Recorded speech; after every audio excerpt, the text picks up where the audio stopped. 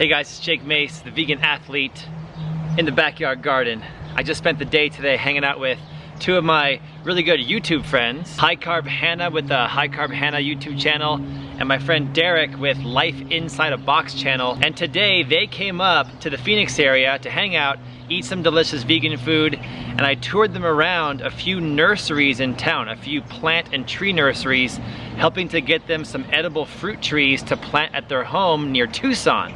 They got a 40-acre property near Tucson, and their YouTube channels not only give you a lot of good healthy recipes to get you healthy and fit, but also it's a video blog of them building their house from scratch and living off the grid on a 40-acre property near Tucson. So they're just getting into fruit trees and planting out an edible landscape around their tiny home. And I'll put all their links below in the description and comments. What was cool about hanging out with Hannah and Derek today is that they're just starting out their gardening experience and their edible landscape experience and planting fruit trees and whatnot. They've been vegan for quite a few years, just like I've been vegan for 16 years. But for me, gardening and growing my food in my backyard is very much an important part of my vegan plant-based lifestyle.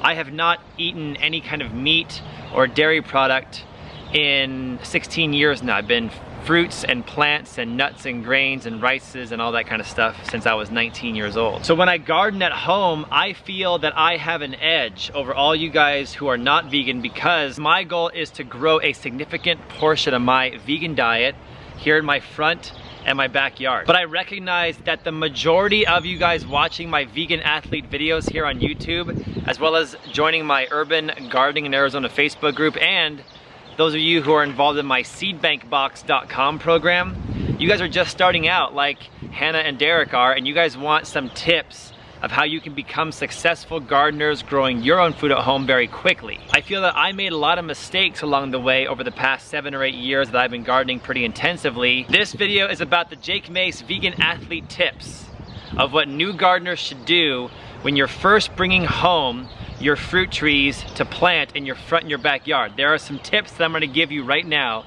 that'll save you a ton of money, will enable you to not kill your fruit trees, and actually will enable you to grow them in a way that they will thrive from the very first day. I'll put the list down below. Number 1 is you have to have a budget, because some fruit trees can be hundreds and hundreds of dollars, maybe even thousands of dollars, depending on how big they are. And some fruit trees can be like 20 bucks or 15 bucks, depending on how small they are. Usually the more rare a tree is and the bigger a tree is, means it'll be more expensive. And the more common a tree is and the smaller it is, it'll be more inexpensive. So typically folks buy a 3-gallon tree, or they buy a bare root tree for between $15 to $25. And I would say the majority of my fruit trees here in my front, my backyard, were $15 to $25 bare root trees, usually in a 3-gallon pot. If you are just starting out, and if you're not very wealthy yet, and you're trying to garden a edible food forest like I'm trying to do on a budget, that's your best option. Get a $15 to $25 bare root tree in a 3-gallon pot, plant it in the ground, and watch it grow. And 5 years from now, that tree will be large enough that it could be worth like $1,000 if it's a mature looking tree. I've got over 200 fruit trees so far on my 1/3 of an acre here in the city, and now that they've been growing for 5 to 7 years, some of them are worth $1,000 or more if they were in a pot. So it's a really good markup on fruit trees. Now, if you guys have some of this, if you've got some of the dollar bills, you guys can afford to get a more mature tree. Here's the benefits of buying a more mature tree. The tree has been through many years of growth, it's stronger, and when you put it in the ground, it will probably give you fruit faster. There are some people out there that grow their trees from seed. Of course, growing from seed would be very inexpensive, or if you can take some budwood or a branch off a friend's tree for free, graft it or root it, and plant it in your yard, then of course you got a free tree. Growing from seed, grafting, or rooting a cutting, a very cheap or free way of planting a fruit tree and growing a fruit tree. A lot of my gardening friends out there believe that when you plant a seed or when you plant a young tree and it grows up in the spot from young to old, it actually might become more tolerant of the atmosphere you've planted it in because it's grown up in the atmosphere. Other people believe you should plant a mature tree that's already 5 to 10 years old or older because it will be stronger and less susceptible to things that might kill a baby tree. There are trees in my yard that you could easily pay $500 to $800 for brand new. There are trees in my yard that I paid $15. Actually, this ironwood tree behind me that's humongous, I paid $7.50 for it, and now it's over 13, 14 feet tall, and if it was in a pot, it would be like a $1,500 tree. Again, my first tip is know your budget and buy a tree that you can afford. Tip number 2, how you bring the tree home from the nursery to your house is very important if you want to have a healthy tree. If you go buy a tree, a fruit tree from a nursery, any variety of fruit tree, and you put it in the back of your truck, and you drive it home on the freeway at 60 miles an hour or 70 miles an hour while the wind is howling through the tree is gonna think it's in a hurricane, it's gonna get stressed out, it's gonna go into shock, and when you bring it home, that living organism, which is a tree, will be stressed. And it won't grow as rapidly because it's gonna be freaked out and stressed out. Just like when humans are stressed, we get sick. The tree is a living being just like us. So if you can put the tree in the back of your truck bed and drive on side streets when you drive home, going 30 miles an hour or less, much healthier for the tree. If you could lay the tree down in your truck bed so that the leaves are protected and not sticking up in the air, that's also very healthy for the tree. If you can put the tree into an enclosed trailer, or if you can cover the tree with a tarp or a canvas sheet, that would also be very healthy for the tree. You don't want to snap the branches off, and you don't want to give the tree wind damage during the drive home. So oftentimes, I actually think it's more healthy to stick the tree into the hatchback of my Nissan Leaf electric car and have it be enclosed in the car instead of howling in the wind in a truck bed. Now, if you had an enclosed trailer, that would be the best thing to use to transport your new fruit tree home to your house. Now, tip number 3, when you get the tree home, it's very important you do some things immediately as soon as you get the tree home. I don't care how tired you are. Because sometimes when we go tree shopping at the end of the day when we get home, we're tired, we wanna go eat lunch and dinner, and we wanna leave the tree in the truck bed, or we wanna leave the tree in the car and let the tree suffer while we get lunch. But here's the thing, the tree is stressed out and tired too. So as soon as you get home with your new fruit tree, get the tree out of the car, get the tree out of the truck, and stand it upright again. And put it in a shady spot in your yard. Probably, I would say, the most shady spot in your yard. Maybe under the canopy of a big tree so it gets a lot of diffused light or shade. Once you stand the tree up, put it in the shade, water it right away. Because when the tree was being jostled around, as you were loading it into your vehicle, as you were taking it out of your vehicle, the roots of the tree were being shaken up and abused, and lots of air pockets could have gotten in there and hurt the tree's roots. And the tree's roots are like our blood vessels. They need to be kept intact. So when you get the tree home and take it out of your vehicle, stand it upright and water it right away. The watering process helps to relax the tree. Just like when the vegan athlete here goes to a nice vegan restaurant and orders a delicious vegan lunch, I get very relaxed.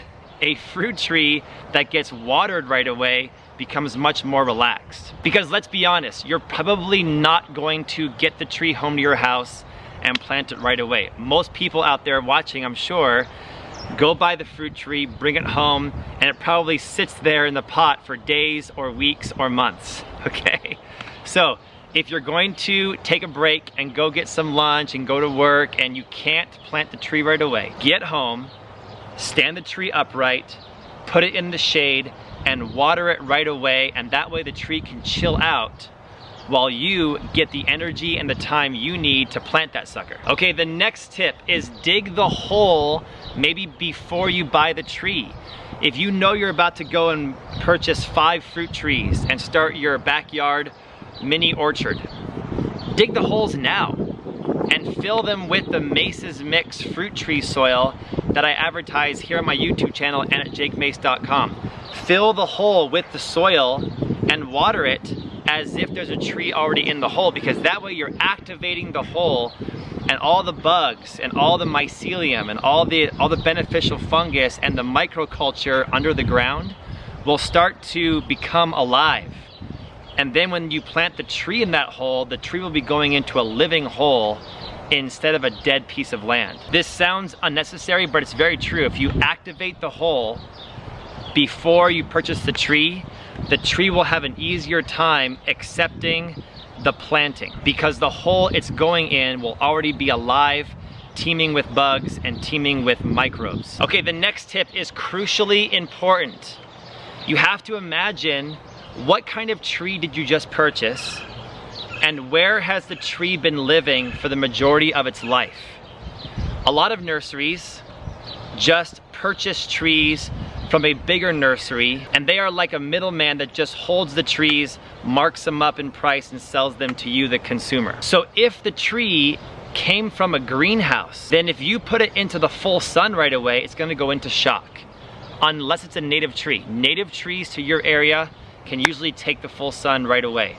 But if the tree is not a native tree to your city, you have to ease it into its location slowly. Also, you have to imagine the tree at the nursery was probably being watered by a drip line that was going into each pot, and the drip line had water pumping through it that usually had fertilizer in the water mixed in.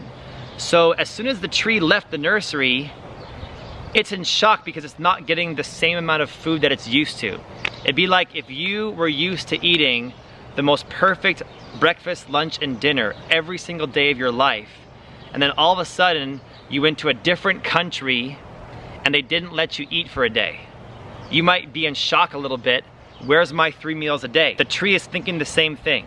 When you put it into your yard, it's no longer getting that drip line of fertilizer at a consistent interval every day, so it's gonna go into shock. So it's going to be important that when you put the tree into the earth, into its hole in your yard, maybe you have to shade the tree with a shade cloth for the first few weeks or months, maybe even the first entire summer, as the tree slowly gets used to being in the full sunlight. I would suggest look for a 30% shade cloth and then get 2 of them, put them on top of each other, all the way on top of the tree and on the sides as well, but don't let the shade cloth touch the tree. Use stakes and make sure that the stakes are 1 to 2 feet above the tree, so that the shade cloth is not touching the tree directly, it's touching the stakes.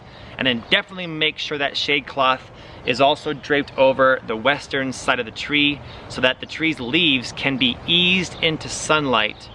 And as you feel that the tree is getting stronger and growing larger, maybe as the summer temperature is starting to drop for fall, then you can take the shade cloth off, because now the tree is probably tolerant of the sun. But if you guys nurse the tree into the full sun using shade cloth, trust me, it's worth the effort. You will have a healthier tree in the long run that probably will not go into shock. When you plant the tree in the hole, give it proper soil so that it has food.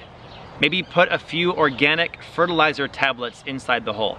Maybe get some fresh compost or worm castings and pour those into the hole with your native soil. Maybe get some fish water, like from my pond behind me, or get some seaweed water, like seaweed extract, or kelp meal, or some liquid iron, and pour that into the newly planted tree so that it has some food, and therefore it won't be starving, and it will accept the transplant into the ground easier. My next tip is to plant the tree at the appropriate time of year. Okay, I plant trees in my yard any month out of the year. But if I got a special tree and I really did not want to kill it and I really wanted to make it thrive, I would plant it just as the spring is starting, or I would plant it just as the summer temperatures broke for the first time. So there's 2 times a year that I feel are the best 2 times a year to plant fruit trees.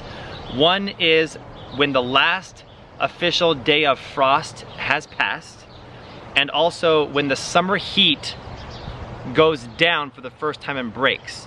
So in Phoenix area, that usually means February or early March, or it means the end of September, early October. We're getting to the end here. The next tip is plant the tree where the tree wants to go, not where you want the tree to go. This is very important. Most fruit trees are not going to be native to the city that you live in. So you have to plant your fruit tree in the microclimate that it needs to survive. So for instance, this tree behind me is called an acerola cherry. It's a Barbados cherry. It loves the full sun, but it does not like the cold frost. So I planted it here where it gets full sun, but it also has my fish pond right next door because the fish pond helps to prevent the frost in the winter time. But this area gets full sun so it can thrive in the summertime. I have an avocado tree in my yard that's doing very well so far, and it's in diffuse light and the shade. It has a mesquite tree over top of it that give it a lot of shade because avocado trees can be hurt by the sun. So every fruit tree in my yard is in the place it's in on purpose because that is the microclimate that I have deemed necessary for that tree to thrive. The next tip is give the tree some friends. Make sure that your tree has other fruit trees nearby because trees don't necessarily want to be loners. They want to be social. And if you guys think that fruit trees are too close together, then you're not yet educated in how permaculture works, and you're not yet educated in how home, backyard and front yard fruit tree orchards work. If you see fruit trees really far apart on a commercial acreage farm, that's because they need that space to drive tractors through. They need that space to put ladders and workers in. At your home, you can put fruit trees closer together than you think, and they will actually do better because they will protect each other from the wind. They will share water. They will talk together. They might even pollinate each other. Fruit trees want to be together, and I have noticed that the fruit trees in my yard that thrive and do the best have friends nearby. And lastly, for this video, when you first bring a fruit tree home, I would argue probably the most important tip I can give you is to mulch, baby, mulch. When you're done mulching, mulch some more. Now, mulch can be a combination of different things. This in my hand right here is wood chips, and these wood chips can be a form of mulch. But I also use leaves. Leaves can be mulch.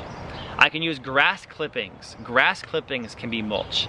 I also use straw bales. I'll go buy a big bale of straw for like $6-7 and tear it apart and use the straw as mulch. And actually I take a wheelbarrow and I mix all those things together. I mix wood chips with leaves, with straw, and with grass clippings all together like a mulch potpourri, and I use that on top of the soil around the tree's trunk. If I lived in Portland or Seattle or somewhere that was very rainy, I probably would keep the mulch away from the trunk of the tree so the mulch does not rot the tree trunk. But in Phoenix, it's the desert and it's so dry here, I would argue Southern California, Las Vegas, maybe parts of Texas and Tucson are probably similar.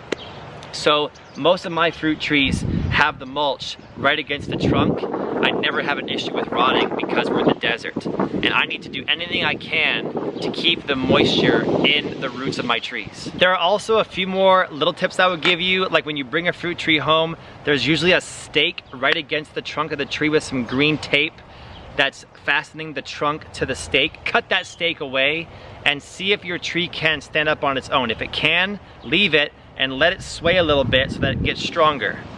If it's too weak to stand up, put a stake on the corners and tie strings to the tree in the middle. And that way the tree has some flex back and forth.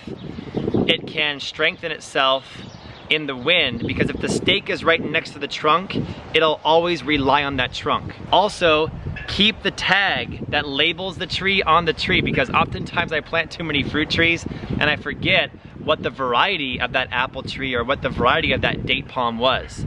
So when I keep the label on the tree, it helps me not to forget what the tree is. And once you guys plant the tree, you put the mulch on there, maybe shade it with a shade cloth, maybe put some stakes around the corners. Then it's time to water it, and I always water my tree right after I plant them, and that way all the air pockets go away in the soil, and the tree gets all that fresh nutrients that I put in the hole with the worm castings and the compost and the native soil and the mycorrhiza and the rock dust, a little bit of sand for drainage. The tree drinks up all those nutrients and it can thrive from the very first minute it's in the new hole. If you guys do these tips and listen to my advice, I promise you, you will protect your fruit tree investment.